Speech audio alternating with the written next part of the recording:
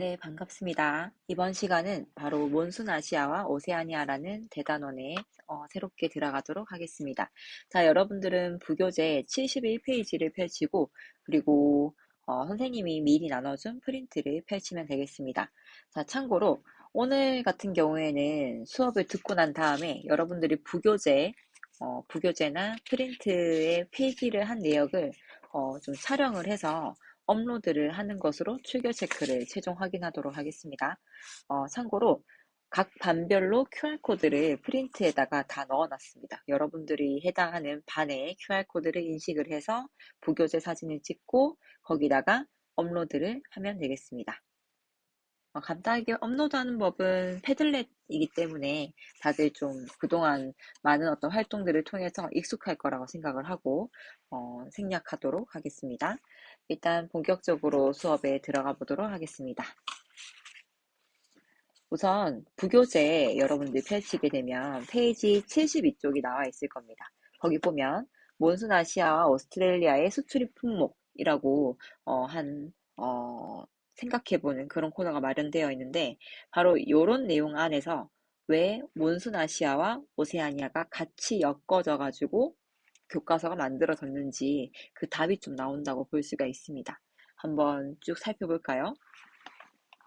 우선 자료 1번을 보고 국내 총생산 규모가 큰 나라와 그리고 그 나라의 산업구조 특징에 대해서 적어보자 라고 되어 있는데 일단 국내 총생산이 가장 큰 나라는 어디일까요? 그렇죠. 바로 중국입니다.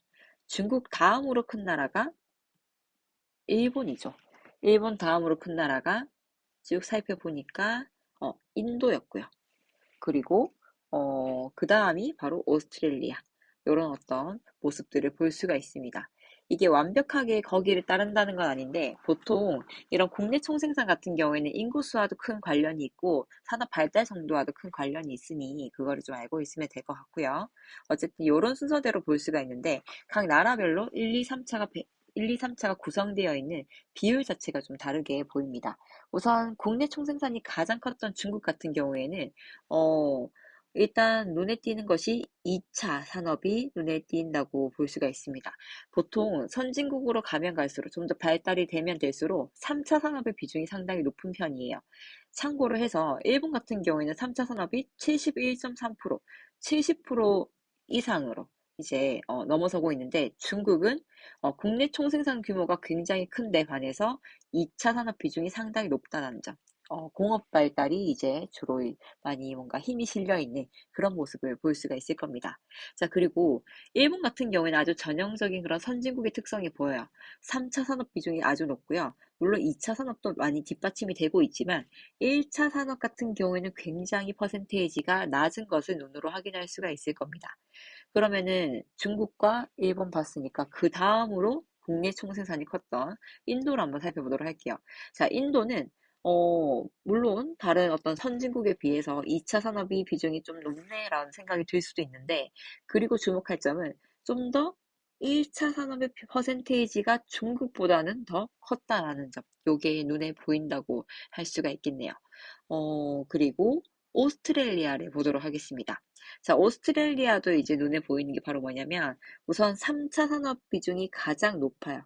가장 높고 그리고 일본보다도 일본보다도 1차 산업의 비중이 상당히 높다라는 점.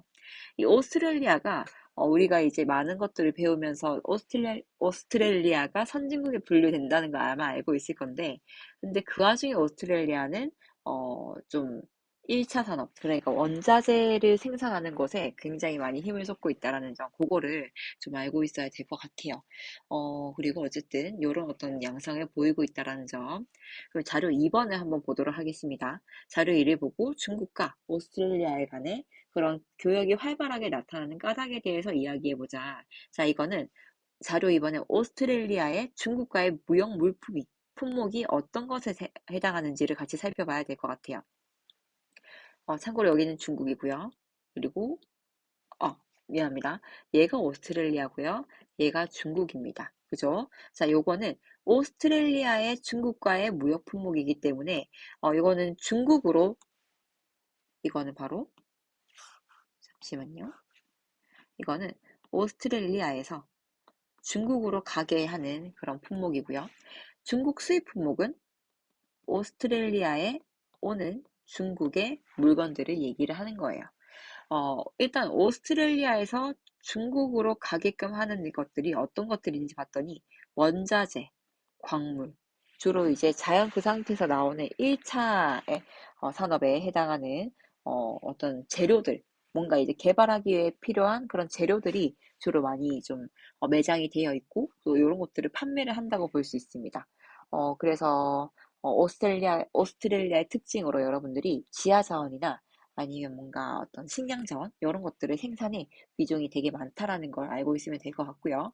대신에 중국에서 오스트레일리아에 무엇을 보내주느냐 하면 소비재. 소비재라고 하면 어, 일상 속에서 우리가 최종적으로 뭔가 소비하는 그런 재화 자체를 우리는 소비재라고 얘기를 해요. 뭔가 이제 중국 같은 경우에는 뭔가 사람이 가공을 해가지고 뭔가 물건을 만들어내서 그런 것들을 오스트레일리아에 갖다 판다라고 볼 수 있습니다. 즉, 오스트레일리아는 지하자원 같은 것들을 많이 이제 주는 반면에 중국에서는 뭔가 공업을 통해서 만들어낸 것들을 판매를 하는 서로 굉장히 상호 보완적인 그런 관계라는 것을 알 수가 있을 거예요. 그래서 오스트레일리아와 그다음 오세아니아와 몬순아시아가 함께 이 단원에서 등장하는 거라고 볼 수가 있습니다. 자, 그러면 여러분들은 일단 교과서 페이지 103쪽을 한번 펼쳐보세요.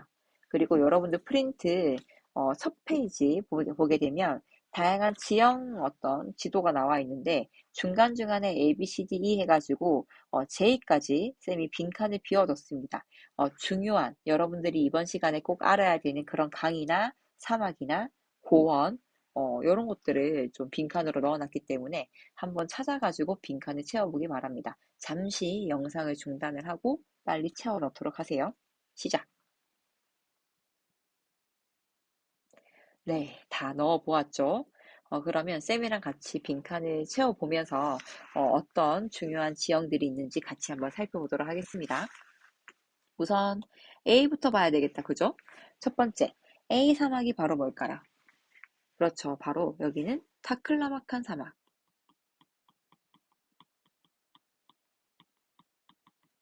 사막이라고 볼 수 있고요. 그 다음에 B 사막은 어떤 사막일까요? 바로 고비 사막입니다. 이 사막 같은 경우에는 어쨌든 바다와 굉장히 멀어서 격해도가 굉장히 커서 만들어지는 그런 사막이라고 얘기를 할 수가 있고요. 그리고 A, B하고 C. 자, 바로 이 인도와 중국 사이에 있는 아주 거대한 산맥이죠. 히말라야 산맥. 산맥입니다. 히말라야 산맥 자체는 이 대륙판과 대륙판이 서로 합쳐지게 되면서 여기가 크게 융기, 땅이 올라오게 되면서 만들어낸 그런 산맥이라고 볼 수가 있습니다. 자, 그리고 C하고 D가 있겠네요. 그죠? D가 바로 옆에 있었네요. 그죠? 티베트라고 되어 있지만 또 다른 말로 네, 그렇죠. 티벳 고원이라고 볼 수가 있습니다. 티벳 고원. 얘도 마찬가지로 전반적으로 고도가 상당히 높다라는 점. 그리고 A, B, C, D, E. 바로 우리 목화가 많이 나는 그런 곳이라고 할 수 있습니다. 인도 정중앙에 데칸고원. 데칸고원이 있죠. 그죠? 목화가 유명하다라고 볼 수가 있고요. 그 다음에 A, B, C, D, E, F. 자, F는 강이네요. 그죠? 4대 문명의 발상지인 곳이 있습니다. 바로 여기도 그중 하나죠. 인더스강. 인더스강이 흐르고 있는 곳이고요. 그리고 A, B, C, D, E, F, G. 자, 바로 여기는 힌두교도들의 굉장히 성스러운 그런 강이라 할 수 있겠죠. 겐지스강. 겐지스강이고요. 그리고 자, H가 저 위에 있네요. 그죠? 이렇게 흐르는 강을 얘기를 합니다. 보이나요? 이렇게 흐르는 강. 그쵸? 고원을 이제 휘감아서 흐르고 있는 그런 모습을 하고 있다고 보이네요. 그죠? 얘가 바로 황허강입니다.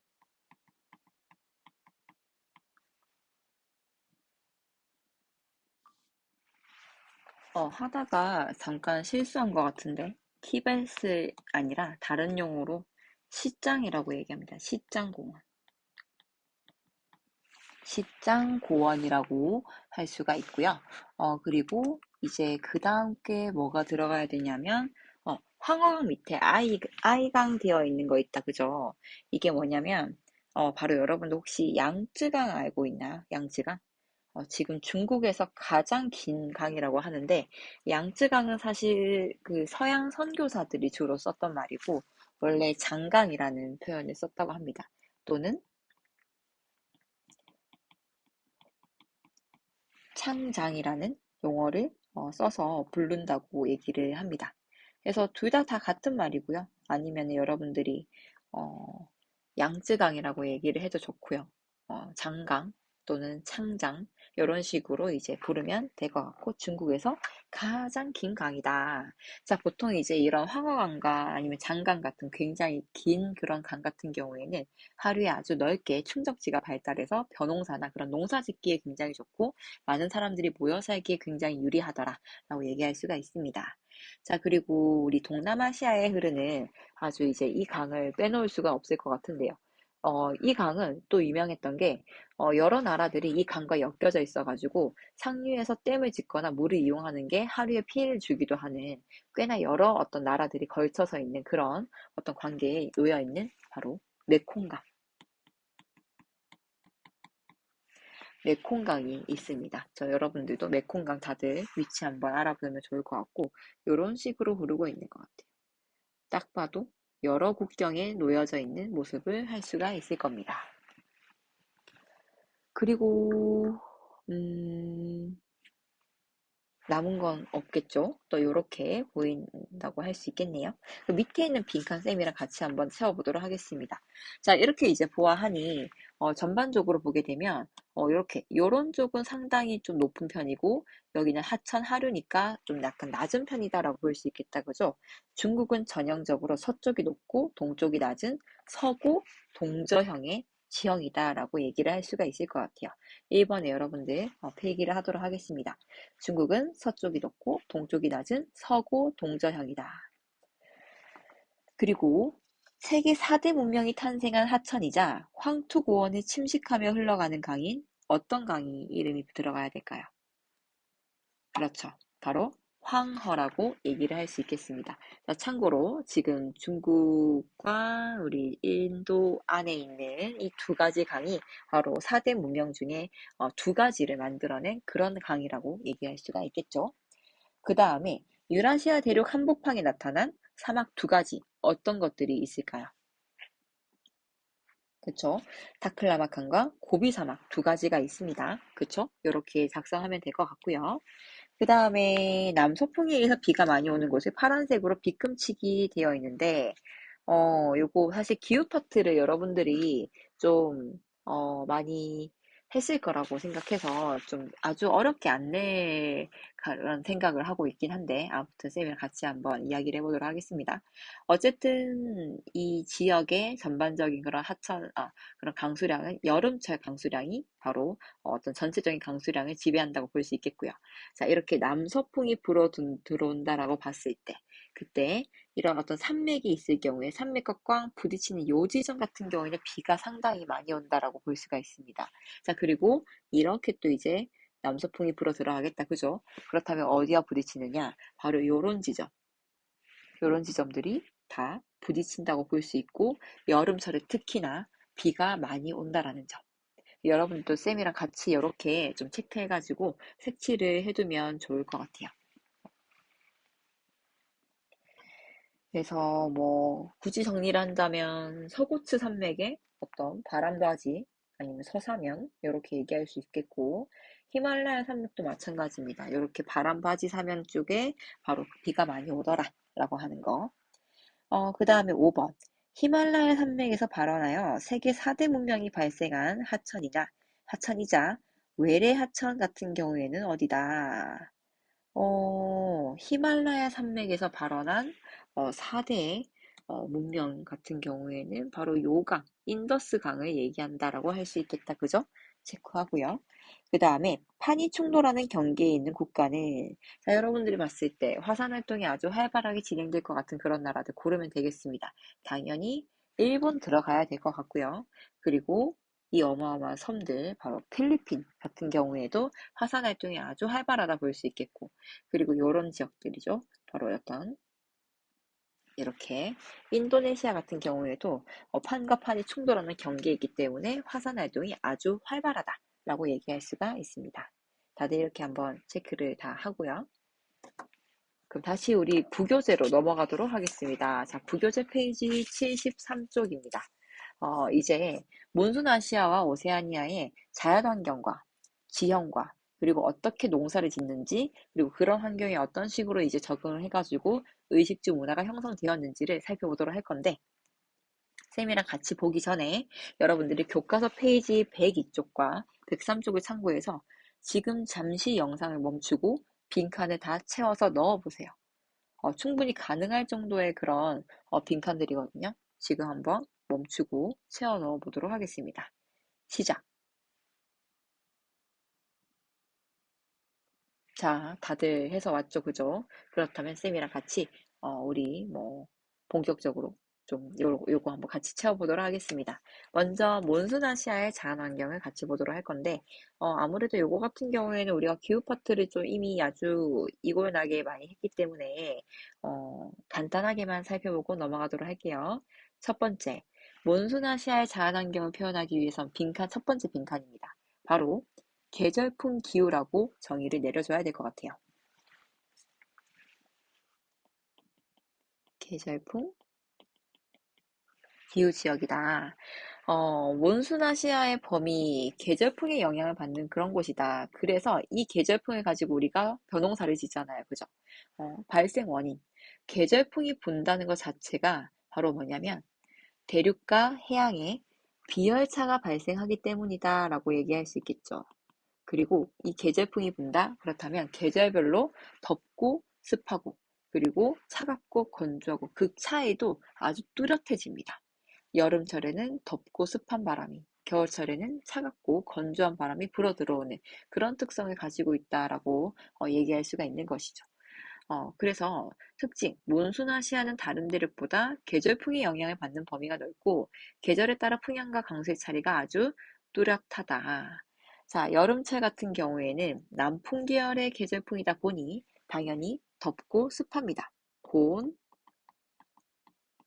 다습한 특성을 가지고 있다. 그래서 여러분들 벼농사가 가능하다라는 점 중요하고요. 북풍 계열의 어떤 겨울철에는 북풍 계열의 계절풍, 대륙에서 해양으로 불어 들어온다. 바로 대륙에서 또 고緯도에서 부르니까 아주 일단 차갑고요. 한랭하고 그리고 건조한 바람이 불어들 거 아니에요. 이렇게 계절별로 차이가 나는 게 바로 계절풍이다 라고 얘기할 수가 있겠죠. 그리고 아까 전에 쌤이랑 같이 했던 파트긴 한데, 자, 여름철이 되면 이렇게 남서풍이 주로 불어 들어오게 됩니다. 자, 그렇다면 이 지형과 꽉 만나게 되는데, 여기가 소고츠 산맥이 있었습니다. 그죠? 그리고 여기는 히말라야 산맥이라는 거대한 장벽이 있습니다. 그렇다면 이 장벽과 꽉 만나가지고, 어디에? 바로 요 부분, 요 부분에, 그리고 요 부분에 비를 엄청나게 내릴 수가 있고, 자, 이제 굳이 여러분들이 뭔가 강수량 기후 그래프를 본다면, 바로 저런 것들이 좀 반영이 됐구나 라고 볼 수가 있겠죠. 요런데 그리고 요런데 비가 많이 오더라. 여러분들 체크를 해두세요.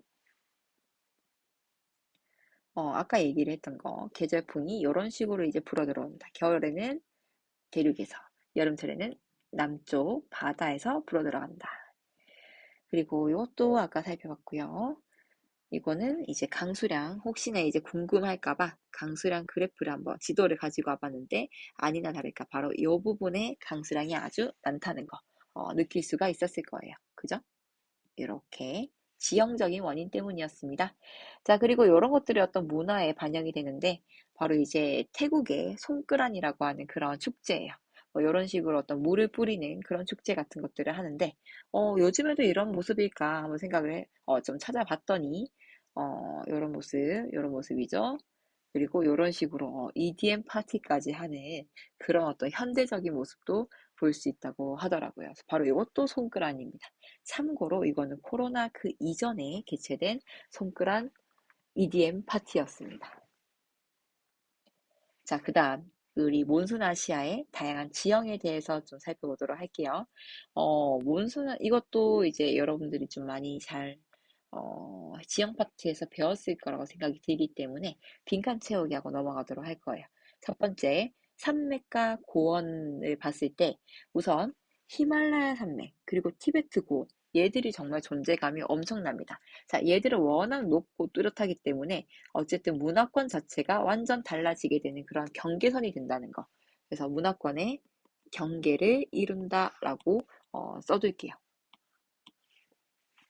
그리고 화산 지역, 지각판의 경계에 위치한 인도네시아, 필리핀, 일본 등 방금 아까 전에 쌤이 이야기했다 그죠?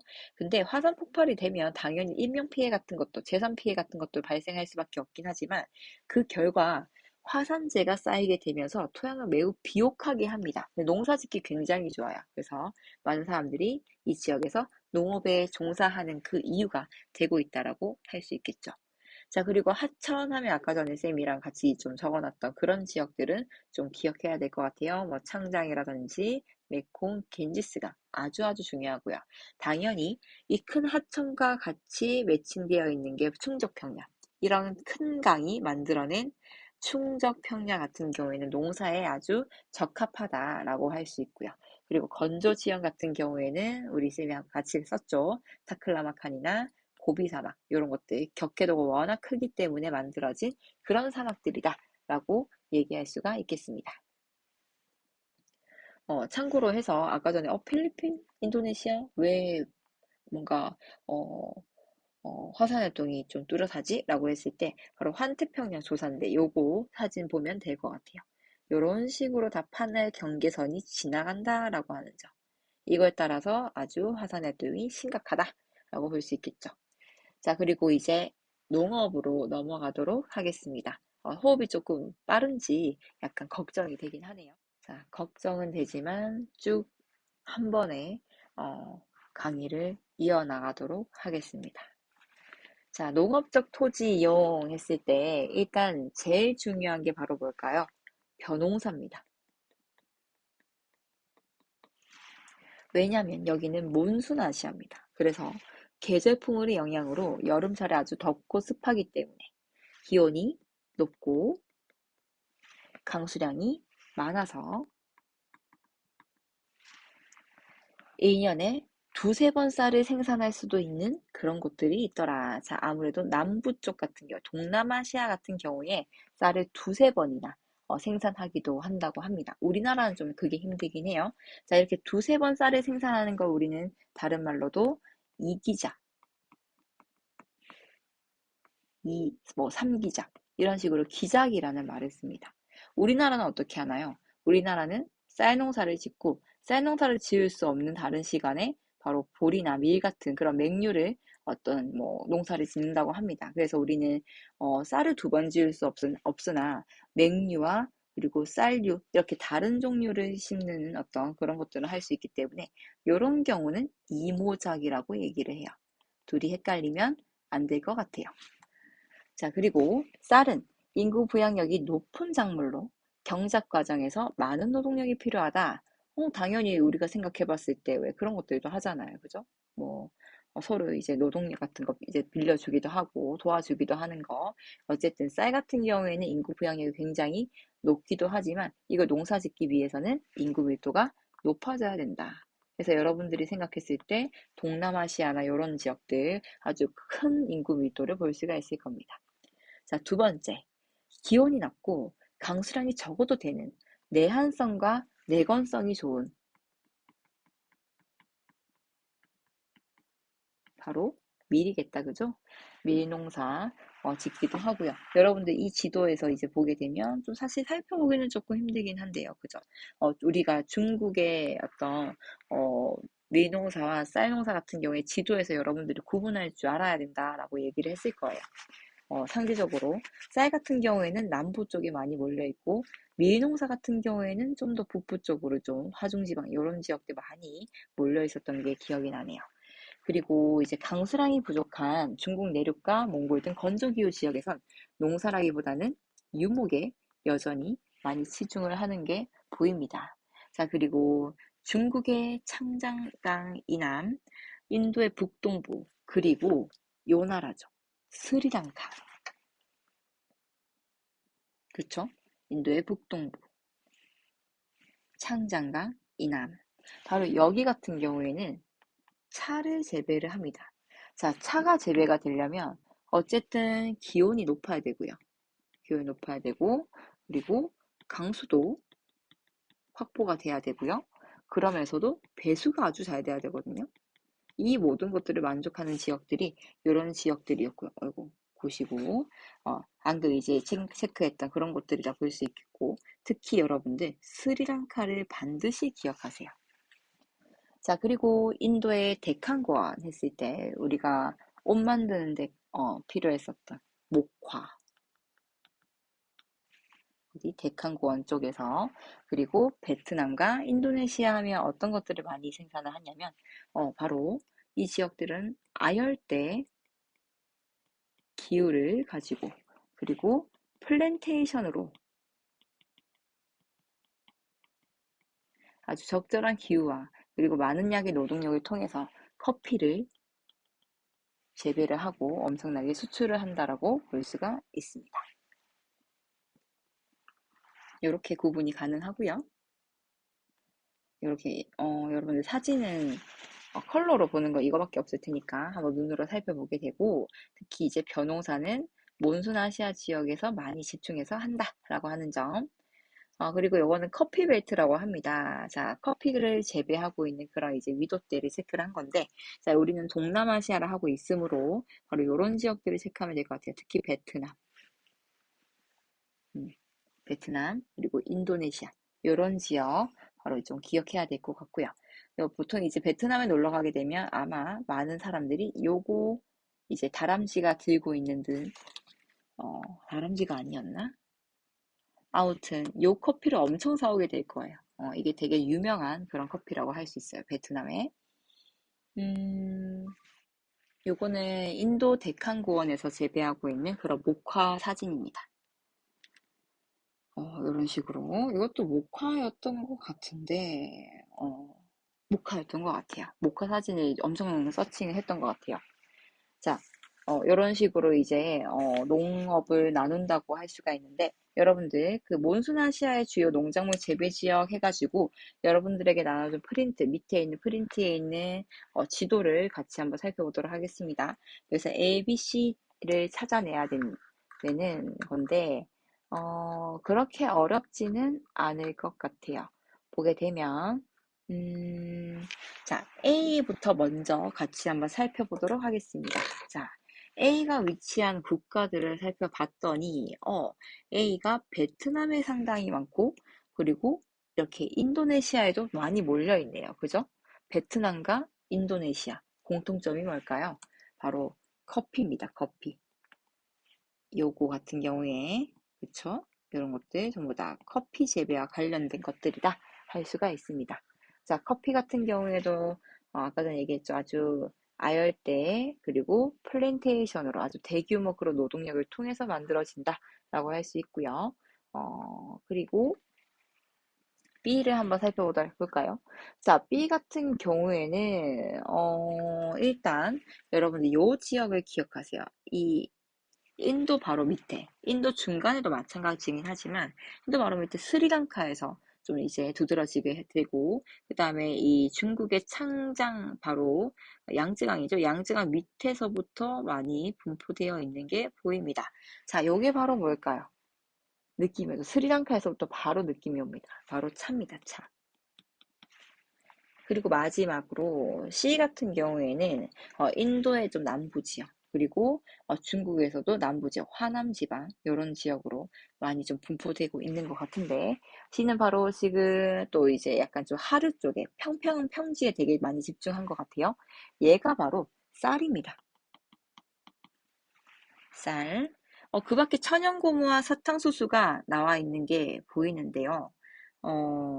천연고무 같은 경우에도 요런 지역들, 요런 어떤 동남아시아, 그런 인도네시아, 요런 지역에서 많이 보이고, 사탕수수는 중국 해안가와 또 요런 지역들, 동남아시아 보이네요.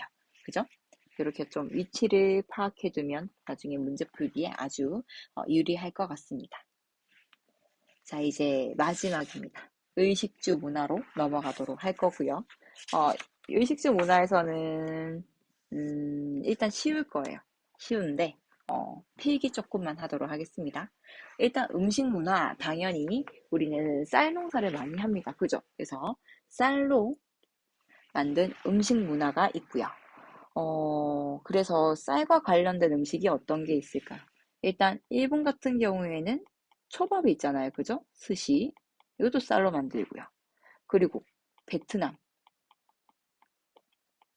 베트남에 또 뭘 먹습니까? 자, 쌀국수 같은 거 먹잖아요. 그죠? 어떤 거라고 얘기할 수 있어요? 이거는 포라고 얘기하잖아요. 그죠? 베트남에 있는 쌀국수. 또 어떤 것들이 있을까요? 바로 인도네시아에 볶음밥 같은 거 있죠? 인도네시아의 나시고랭, 나시, 아유, 나시고랭, 고랭이죠. 어. 나시 같은 경우에 쌀이고요. 고랭 자체가 볶는다 뜻이에요. 그래서 나시고랭은 바로 이제 인도네시아의 볶음밥이다 라고 할 수가 있습니다. 전부 다 쌀이 들어간다. 그리고 이제 의복 문화. 계절풍 지역이다. 그죠? 그래서 각 지역별로 뭐랄까 그런 더위를 굉장히 잘 날 수 있거나 아니면 좀 약간 그런 형태를 좀 보인다고 할 수 있어요. 자, 그러면 각 어떤 지역별로 옷을 한번 살펴보도록 할게요. 음식 이거 안 했네요. 그죠? 쌀 이제 보면은 인디카라고 길쭉한 거 있고 우리가 주로 먹는 자포니카 정도 있고요. 그리고 이거는 쌤이 인도 갔을 때 먹었던 이상하진 않고요. 바나나 잎사귀에 올려줬던 그런 이제 탈리, 정식을 볼 수 있었는데 요 밥도 쌤 외국인이라서 숟가락을 줬네요. 그죠? 하지만 손으로 먹는 그런 길쭉한 쌀이었다는 거. 그리고 요게 인도네시아의 나시고레. 그리고 베트남의 스시 이런 것들이 보인다. 그죠? 자, 의상 같은 경우에는 여러분들 따로 써두세요. 거기다가 써두내서 갖고 이거 옷은 바로 중국의 치파오입니다. 중국의 치파오. 어, 중국의 전통 의상입니다. 치파오. 그리고 두 번째, 인도 같은 경우에 이런 옷을 입는다. 그죠?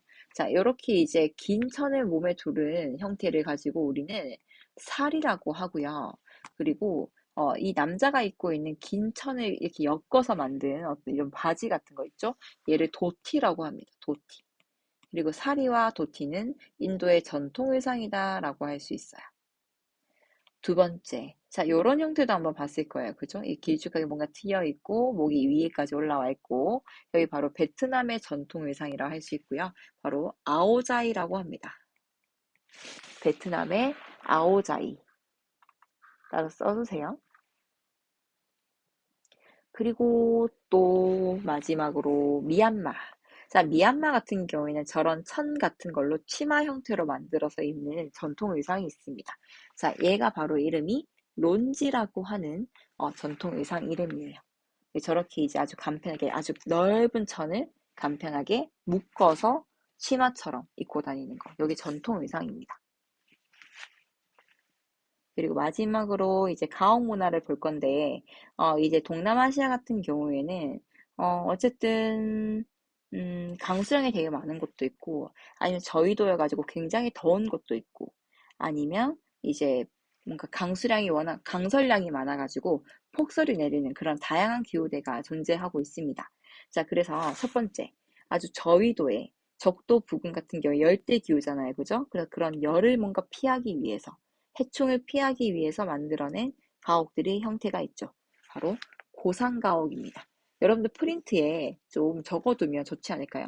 지면의 열과 해충 피해를 막기 위해서 이제 만들었다.